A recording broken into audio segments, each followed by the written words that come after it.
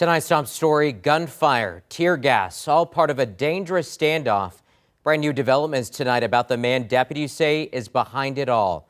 This is Kevin Gerber. The 49-year-old is accused of shooting at a deputy constable.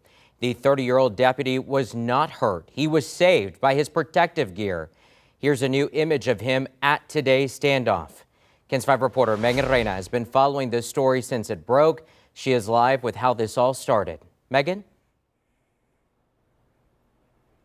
Well, Henry, the sheriff says this all started with them trying to serve an eviction warrant on the 49-year-old man living at that east side apartment complex. Investigators have identified him as Kevin Gerber. This ended with him in custody, but not before, they say, he put a lot of people's lives at risk. Well, we heard the gunfire, we heard the shots, pow, pow, pow, pow, pow, pow. And then we hear helicopters. We hear helicopters right now. That was reaction from longtime Eastside resident Tommy T.C. Calvert Sr. It was around 4 this afternoon when a swarm of law enforcement showed up to the Artisan at Willow Springs apartment complex off Gimbler Road. Sheriff Javier Salazar says 49-year-old Kevin Gerber was barricading himself inside his apartment after shooting at a constable deputy who was attempting to carry out an eviction warrant. He was hit in his body armor, and my understanding is that he's actually still on scene and is expected to be okay. That constable has been identified as Daryl Ward, seen in this photo at the scene following the gunfire. The Precinct 4 constable shares with us they had been warned by the apartment management that Gerber had mental health issues and had several guns in his apartment.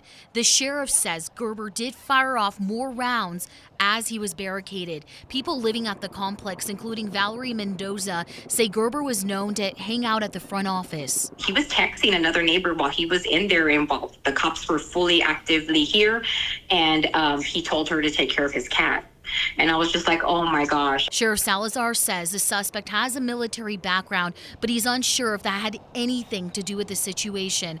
After about 2 hours before 6 p.m., SWAT decided to deploy tear gas, and Gerber came out. He's out, he's safe, he's secure, and he's on his way to the jail. Mendoza says the whole situation has startled a community full of families, but she's thankful no one was seriously hurt. I know some places like, oh, this is typical, it happens all the time. It doesn't here. It really doesn't.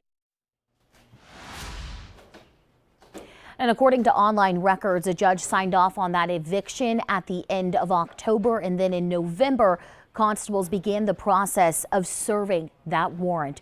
Reporting from the newsroom tonight, Megan Reyna, KENS 5.